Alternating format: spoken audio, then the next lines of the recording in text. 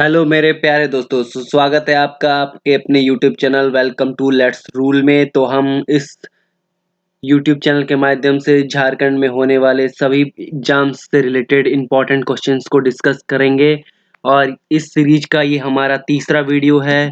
तो वीडियो में आगे से बढ़ने से पहले कीजिए चैनल को लाइक, शेयर और सब्सक्राइब। तो बढ़ते हैं हम आगे और इस सीरीज में हम आज पढ़ने वाले हैं झारखंड में बहने वाली महत्वपूर्ण नदियों के बारे में और उनसे जुड़े हुए इम्पोर्टेंट क्वेश्चंस के बारे में, जो झारखंड के जेएसएससी, सीजीएल, जेपीएससी, पंचायत सचिव और इससे रिलेटेड एग्जाम्स में पूछे जाते हैं। तो सबसे पहले क्वेश्चन आज का हमारा क्वेश्चन है, झारखंड की सबसे बड़ी व सबसे लंबी नदी कौन सी है? तो वो है दामोदर। आपको बता दें कि झारखंड की जो सबसे लंबी नदी है वो दामोदर है। और दामोदर नदी की लंबाई कितनी है? तो दामोदर नदी की टोटल लंबाई 290 किलोमीटर है। तो आपको पूछा जा सकता है कि दामोदर नदी की लंबाई झारखंड में कितनी है? तो ये 290 किलोमीटर है। अब तीसरा क्वेश्चन है, दामोदर नदी कहाँ से निकलती है? तो ये चूल्हापानी, टोरी, लातेहार से निकलती है। तो हमें 3 क्वेश्चन हो गया दामोदर से रिलेटेड कि झारखंड की सबसे लंबी नदी कौन सी है? तो ये दामोदर नदी है। झारखंड की लंबाई, दामोदर नदी की लंबाई झारखंड में कितनी है? तो ये 290 किलोमीटर है। झारखंड में दामोदर नदी कहाँ से निकलती है? तो चूल्हापानी, टोरी, लातेहार से निकलती है। दामोदर कहाँ से निकलती है? तो टोरी, लातेहार से निकलती है। तो हमारा अगला क्वेश्चन है, कौन सी नदी बंगाल का शोक के नाम से जानी जाती है? तो बंगाल का शोक के नाम से दामोदर नदी जानी जाती है। तो सबसे पहले दामोदर कहाँ से निकलती है? तो ये लातेहार, टोरी से निकलती है। कितनी लंबाई है दामोदर नदी की? लंबाई कितनी है? तो ये 290 किलोमीटर है। दामोदर नदी कहाँ से निकलती है? तो ये चूल्हापानी, टोरी से निकलती है, लातेहार से। बंगाल का शोक किसे कहा जाता है? तो ये दामोदर नदी को कहा जाता है। झारखंड की सर्वाधिक प्रदूषित नदी कौन सी है? तो ये भी दामोदर ही है। झारखंड की सबसे प्रदूषित नदी कौन सी है? तो ये दामोदर है। तो अगला क्वेश्चन है, झारखंड को किस नदी को देव नदी के नाम से जाना जाता है? तो देव नदी के नाम से झारखंड के दामोदर नदी को ही जाना जाता है। बराकर, बोकारो, कोनार एवं भेड़ा किस नदी की सहायक नदियां हैं? तो ये दामोदर नदी की सहायक नदियां हैं। बराकर, बोकारो, कोनार और भेड़ा किस नदी की सहायक नदियां हैं? तो ये दामोदर नदी की सहायक नदियां हैं। झारखंड की एकमात्र नदी जो स्वतंत्र रूप से बंगाल की खाड़ी में गिरती है, तो वो कौन सी है? तो स्वर्ण रेखा है। स्वर्ण रेखा नदी एक ऐसी नदी है जो किसी भी नदी से नहीं मिलती है, वो डायरेक्ट समुद्र में जाके मिलती है। तो स्वर्ण रेखा है। अब कौन सी स्वर्ण रेखा नदी की मूल जगह है? तो झारखंड की राजधानी रांची से 16 किलोमीटर दूर छोटा नागपुर पठार में स्थित है, नगड़ी गांव में चुआ से निकलती है और इस नदी की कुल लंबाई 474 किलोमीटर है। तो इसकी 474 किलोमीटर की लंबाई जो है वो झारखंड और बंगाल को मिला के है। हमारा नेक्स्ट क्वेश्चन है, जमशेदपुर किस नदी के किनारे अवस्थित है? तो जमशेदपुर जो है वो स्वर्ण रेखा नदी के किनारे अवस्थित है।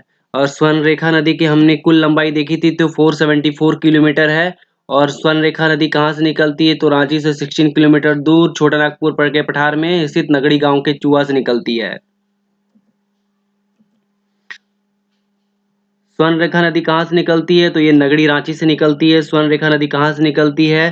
तो ये नगड़ी रांची से निकलती है। दामोदर नदी कहाँ से निकलती है? तो दामोदर नदी लातेहार के टोरी से निकलती है। स्वर्ण रेखा कहाँ से निकलती है? तो ये नगड़ी रांची से निकलती है।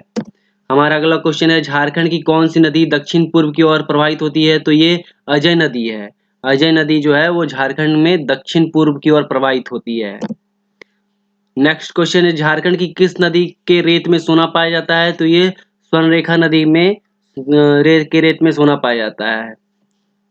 नेक्स्ट क्वेश्चन है, जुमार, रारू, कांची, खरखई एवं संजय किसकी सहायक नदी हैं? तो ये स्वर्ण रेखा की सहायक नदियां हैं। कौन कौन सी नदियां हैं? जुमार, रारू, कांची, खरखई एवं संजय किसकी सहायक नदियां हैं? तो ये स्वर्ण रेखा की सहायक नदियां हैं।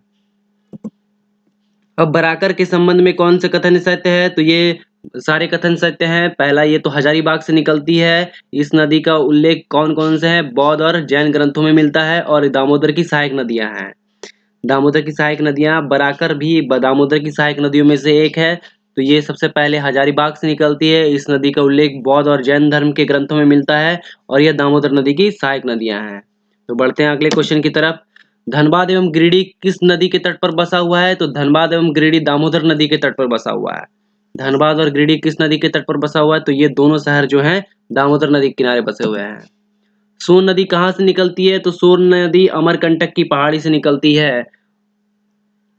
सोन नदी कहाँ से निकलती है? अमरकंटक की पहाड़ी से। सोन नदी का उद्गम झारखंड में नहीं है।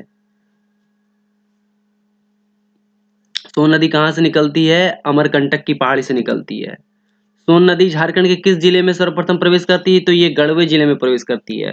सोन नदी झारखंड के किस जिले में सर्वप्रथम प्रवेश करती है? तो ये गढ़वा जिला में प्रवेश करती है सबसे पहले। उत्तरी कोयल किसकी सहायक नदी है? तो उत्तरी कोयल सोन नदी की सहायक नदियां हैं। उत्तरी कोयल किसकी सहायक नदी है? तो सोन नदी की सहायक नदी है। उत्तरी कोयल निकलती है। उत्तरी कोयल नदी कहाँ से निकलती है? ये चैनपुर गुमला से निकलती है।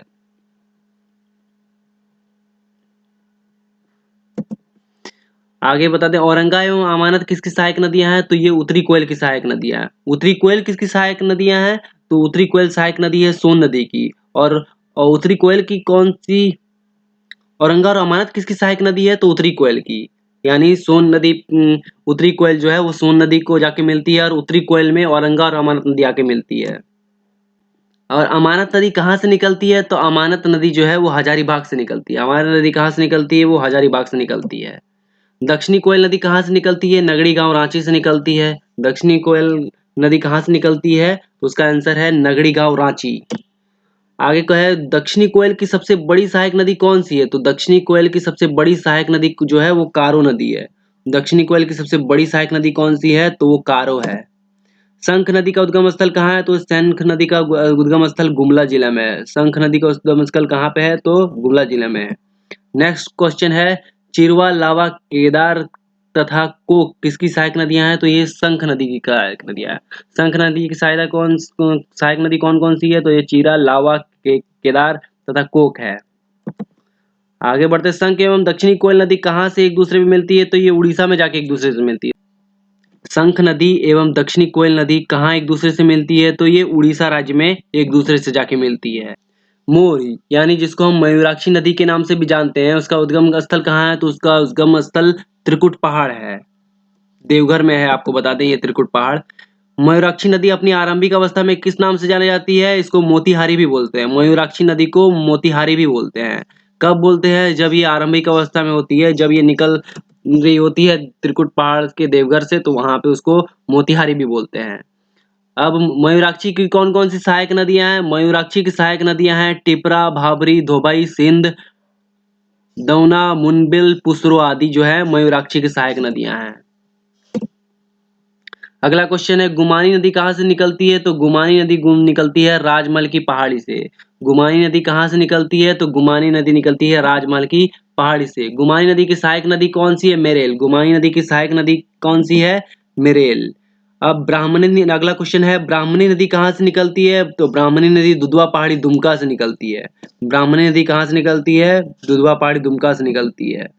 गुमरो और एरो किसकी सहायक नदियां हैं? तो ये ब्राह्मणी नदी की सहायक नदियां। गुमरो और एरो किसकी सहायक नदियां हैं? ये ब्राह्मणी नदी की सहायक नदियां हैं। बांसलोई नदी कहाँ उद्गम स्थल कहाँ है? तो ये बांस पहाड़ गोड्डा में है। बांसलोई नदी का उद्गम स्थल कहाँ है? तो ये बांस पहाड़ गोड्डा में है।